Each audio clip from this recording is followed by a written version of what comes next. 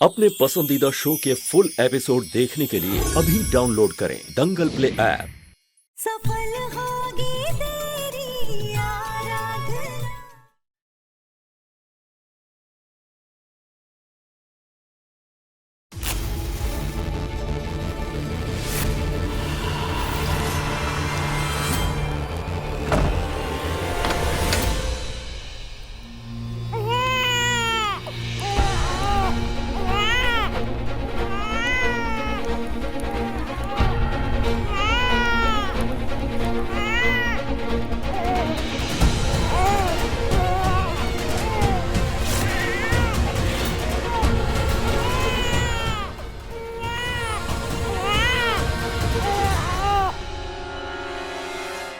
ये कमरे में इतना धुआं कैसे?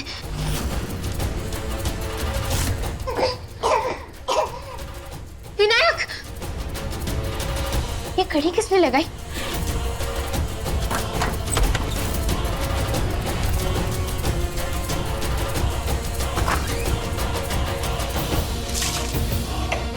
विनायक, विनायक, कुछ नहीं हुआ विनायक, कुछ नहीं हुआ। देख, तेरी आई है तेरे साथ में।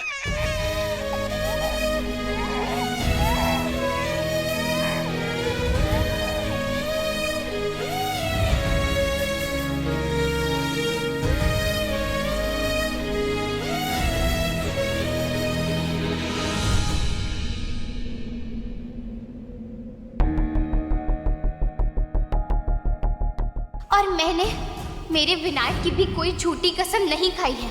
मैं उसकी सरोगेट माँ हूँ, जिसे आपकी पत्नी दामिनी जी ने खुद चुना था। ये कंगन दामिनी जी की निशानी है, जो उन्होंने मुझे तब दी थी जब वो मुझसे पहली बार मिली थी। तुम्हें अगर इस बच्चे में कोई इंटरेस्ट नहीं है ना, मैं ये सब अकेले भी कर सकती हूँ, लेकिन मैं खुशखबरी लिए बगैर यहाँ से नहीं जाऊंगी। ठीक है, अकेले करना है ना, अकेले करो।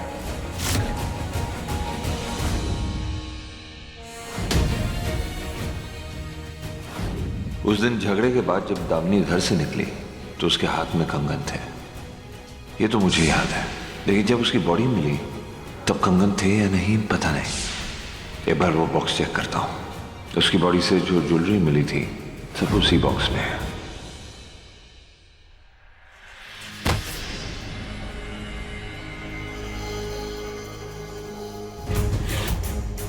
यहाँ आग कैसे लगी?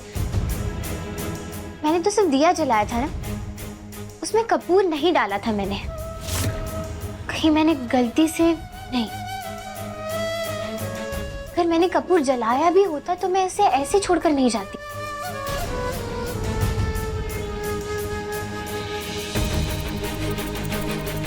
और ये दरवाजा तो मैंने बंद नहीं किया था।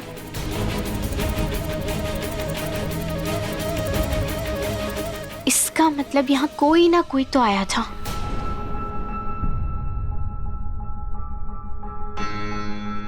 इसका मतलब है कि मेरे घर में होने के बावजूद भी किसी ने विनायक पर हमला किया।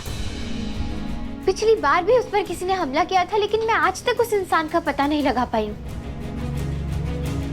नहीं, अब बहुत हो गया। अब तो मैं पता लगा कर रहूंगी कि मेरे विनायक का दुश्मन आखिर है कौन।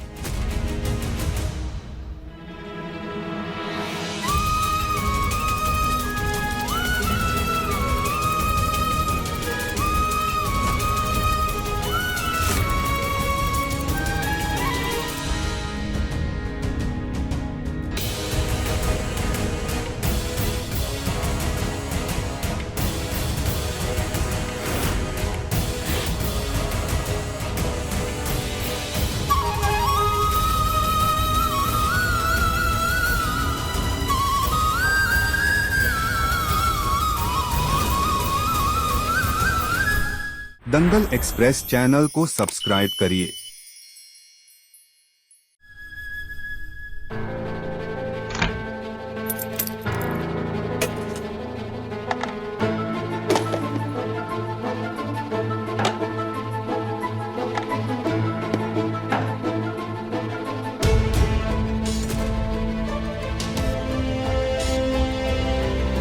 ये कंगन तो बिल्कुल इस कंगन की तरह है। उस हादसे वाले दिन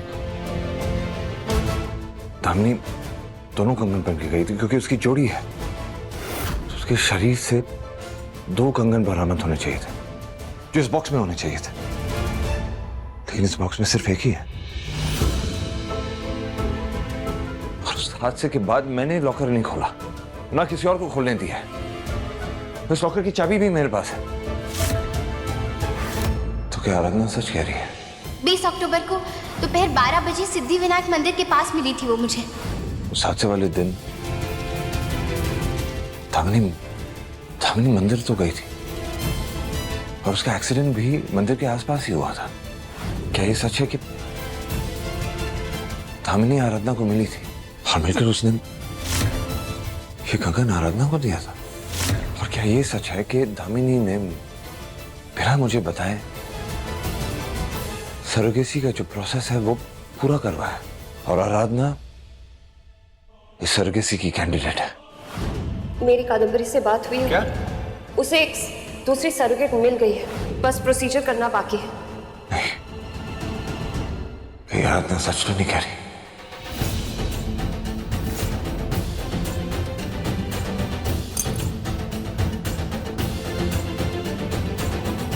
हेलो जी, आप जल्द से जल्द भारद्वाज मैंशन आ जाइए, एक जरूरी काम है।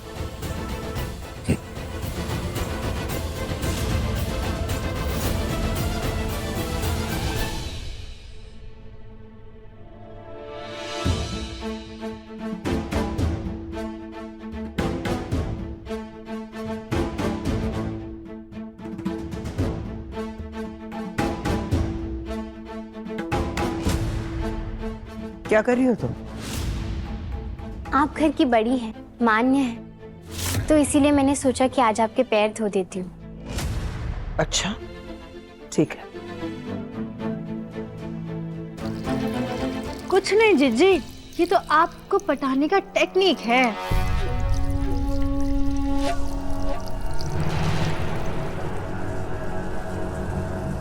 दीदी, आपकी पायल का मोती कहाँ गया?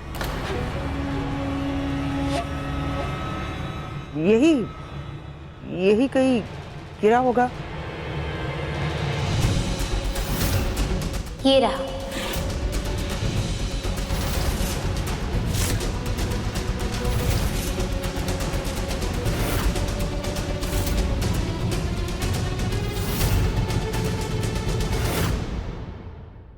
ये आपकी पायल का ही मोती है ना? हाँ हाँ। तो क्या आप मेरे कमरे में गई थी? क्या बकवास कर रही हो तुम? मैं क्यों जाऊंगी तुम्हारे कमरे में?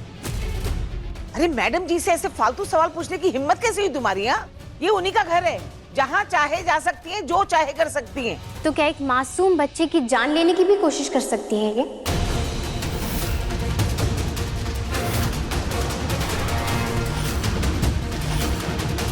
क्या बकवास कर रही हो तुम? इतना बड़ा इल्जाम लगाने की हिम्मत कैसे हुई तुम्हारी? अपनी औकात भूल गई हो क्या?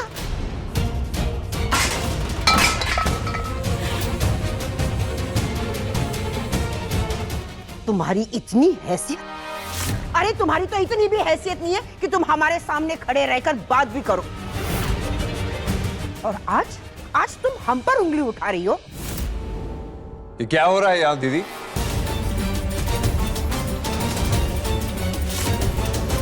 ये तुम्हारी सो कॉल्ड पत्नी हम पर इल्जाम लगा रही है कि हमने इसके बच्चे को मारने की कोशिश की है।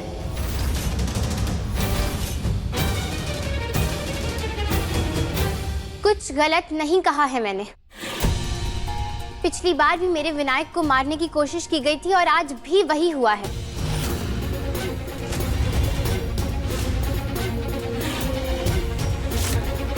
और एक माँ होने के नाते मैं हर बार तो चुप नहीं रह सकती ना। इसीलिए आज मुझे बोलना ही पड़ा। तो बताइए, क्या आपने मेरे विनायक को मारने की कोशिश की थी? ये क्या बकवास कर रही हो तुम?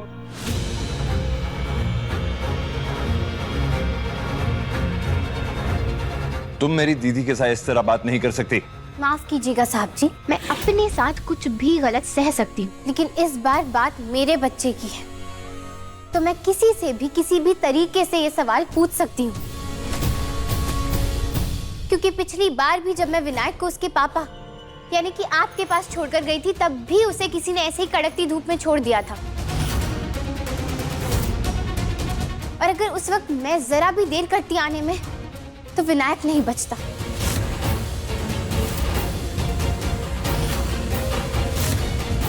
क्या बोले जा रही हो? तुम्हें क्या हम सब खूनी नजर आते हैं जो तुम्हारे बच्चे को मारने की कोशिश करेंगे? हाँ, और नहीं तो क्या माधव, हम मारने की कोशिश क्यों करेंगे? बोलो। क्योंकि आपको मैं और विनायक शुरुआत से ही नहीं पसंद है, और आप चाहती थी कि हम दोनों ये घर छोड़कर चले जाएं। और आज आपकी ही पायल का मोती मिला है मुझे मेरे कमरे में। आपसे बात करके जब मैं अपने कमरे में वापस गई तो पूरा कमरा धुएं से भरा हुआ था, और अगर मैं वक्त पर नहीं आती तो विनायक को कुछ भी हो सकता था। और ये बार बार ऐसा इसीलिए कर रही है क्योंकि ये जानती है कि विनायक आपका और दामिनी जी का ही बेटा है।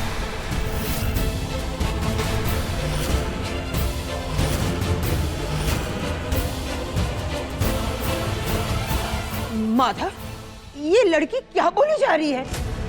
इसका दिमाग खराब हो गया है क्या? जीजी, क्या आपने सच में बड़े भैया के बच्चे को? माधव जी,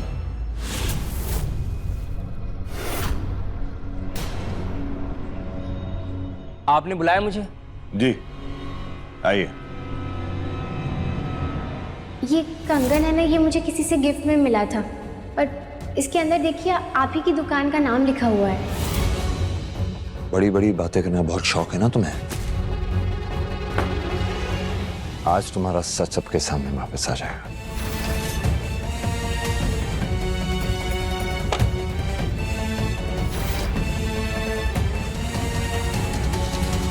मैं चाहता हूं कि आप इन दोनों कंगन में से इस कंगन की जांच करें और पता लगाएं कि असली है कि नकली है। लेकिन क्यों माधव?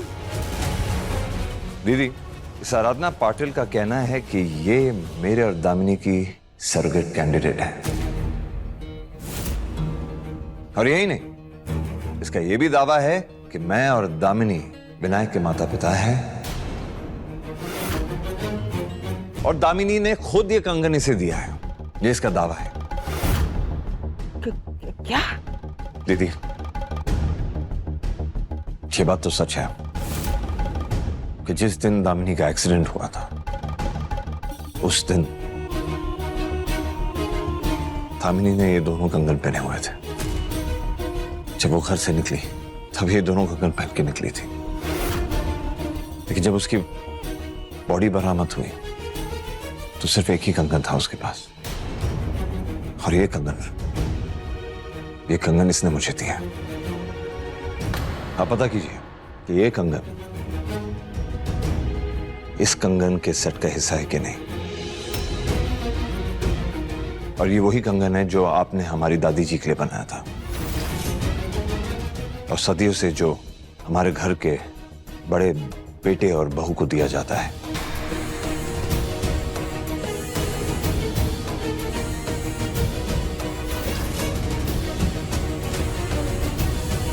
ये लग तो वही रहा है,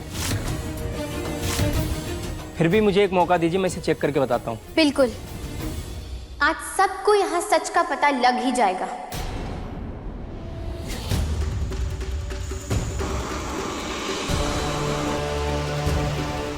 चलो अच्छा हुआ, सोना पिघल गया।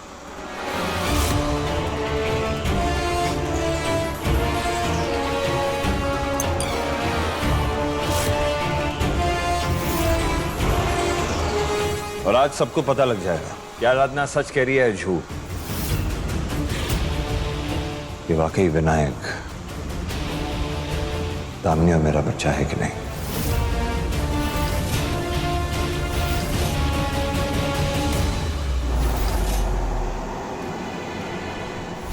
ये काला काला क्या है?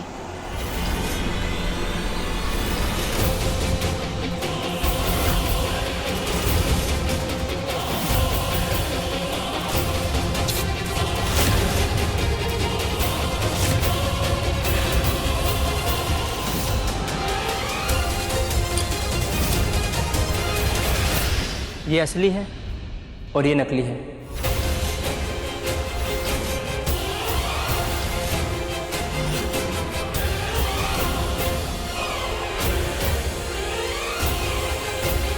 नहीं, ऐसा नहीं हो सकता। ये कंगन नकली नहीं है, मैं जानती हूँ ये। माधव, हमने तुमसे कहा था ना, इस लड़की की किसी भी बात पर बिल्कुल भी भरोसा मत करना। ये कभी मिली होगी तुम्हारी पत्नी दामिनी से। उसकी कहानी सुनकर इसे लगा होगा कि ये उसका फायदा उठा सकती है। उसके बैंगल की डिजाइन देखकर इसने नकली बैंगल बनवाई होगी और आज इसी बैंगल का इस्तेमाल करके ये एक नई और झूठी कहानी तुम्हें सुना रही है।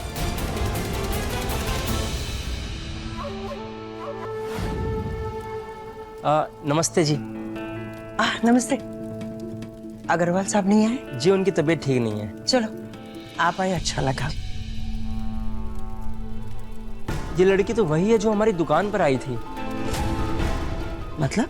दरअसल ये है कि जो खानदानी कंगन मेरे पिताजी ने आपके घर के लिए बनाए थे, ये वही कंगन लेकर हमारी दुकान पर आई थी। देखिए, जिन्होंने मुझे कंगन दिया था ना, उनका नाम दामिनी है। और ये उसी औरत के घर का पता ढूंढ रही थी। उस टाइम थोड़ा व्यस्त था, मैं जवाब नहीं दे पाया और फिर उसके बाद इससे कभी भी बात नहीं हुई। और आज भगवान का इंसाफ देखिए, इसकी शादी माधव जी से हो रही है।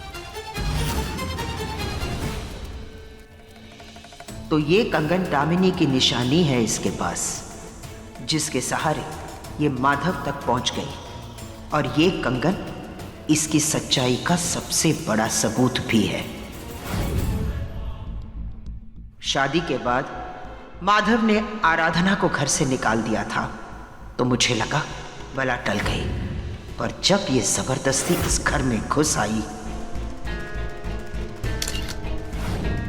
उसी दिन मुझे शक हो गया था कि एक ना एक दिन ये कंगन वाली बात जरूर उठेगी और ये उस कंगन को सबके सामने जरूर लाएगी।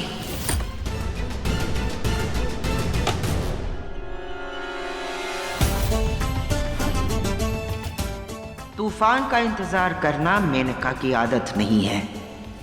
उससे पहले ही अपनी छत इतनी मजबूत कर लो कि जब आंधी आए तो वो तुम्हारा कुछ ना बिगाड़ पाए।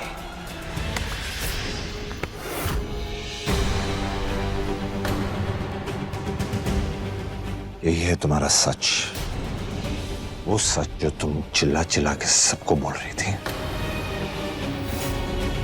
आज तक तो तुमने सिर्फ मुझ पर इल्जाम लगाया, मुझे बदनाम करने की कोशिश की है, सिर्फ मुझसे झूठ बोला था। लेकिन आज माँ जैसी दीदी पर इल्जाम लगाया कि वो कातिल है।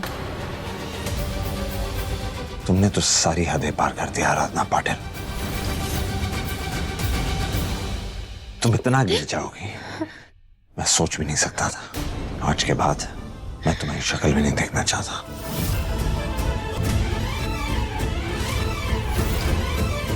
और माफ करना तो दूर की बात है।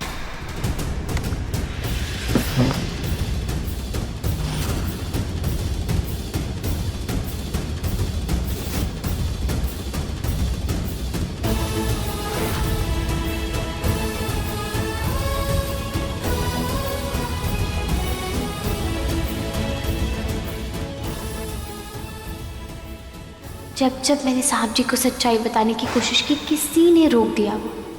वो संदेश भी उन तक नहीं पहुंचा। मेरी चिट्ठी भी किसी ने फाड़ के फेंक दी और आज ये कंगन भी बदल दिया। लेकिन वो कंगन तो मेरे पास मेरे डब्बे में ही थे, फिर वो बदले कैसे? मतलब घर में ही कोई ऐसा है जो साहब जी तक ये नहीं पहुंचाने देना चाहता कि विनायक उनका और दामिनी जी का बेटा है। ऊपर से विनायक पर भी खतरा है इस घर में।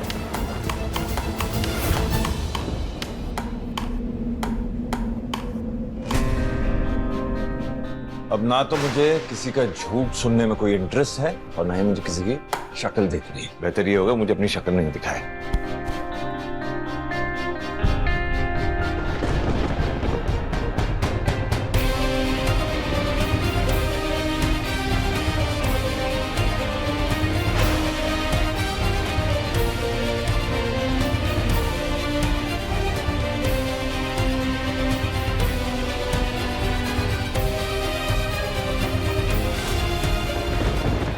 इन्होंने मेरा हाथ क्यों पकड़ा है? अब क्या पूछना है इन्हें मुझसे?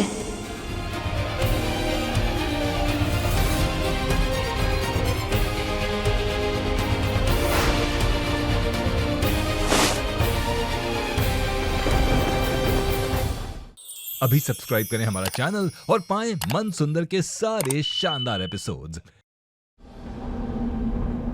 पता नहीं किस्मत मुझसे क्या चाहती है। जितना भी दूर जाना चाहता हूँ इस लड़की से, किस्मत कभी ना कभी, कैसे ना कैसे इस लड़की को मेरे सामने ले आती है।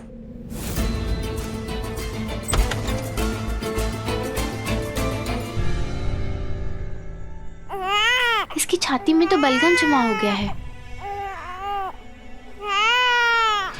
हाँ, वो बदायूं वाली काकी ने मुझे एक तेल बताया था ना।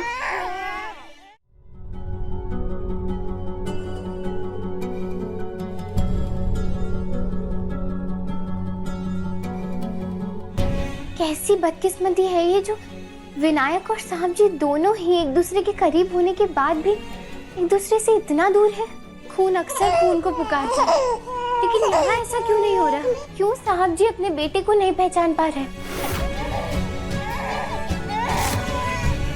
ये कैसी नाइंसाफी कर रहे हैं आप पापा? क्यों अपने पिता के करीब होने के बाद भी विनायक के सर पर अपने पिता का हाथ नहीं है? क्यों उनकी गोद में जाने के बाद भी विनायक को अपने पिता का ऐसा दुलार नहीं मिल रहा? ऐसा मत कीजिए ना पापा, इतनी परीक्षा मत लीजिए आप विनायक की, उसे उसके पिता से मिलवा दीजिए।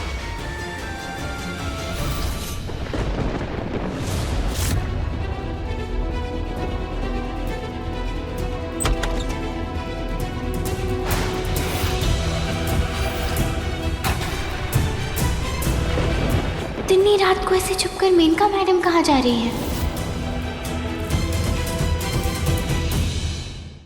मेरे बेटे ने बताया कि खाने साहब आपने शादी कर ली है। जितनी बदनामी में शादी हुई है उसमें तो आदमी मुंह छिपाता फिरता है ना, सामने थोड़ी ना आता है। अरे ऐसी खूबसूरती के लिए तो 1000 बदनामियां मंजूर हैं।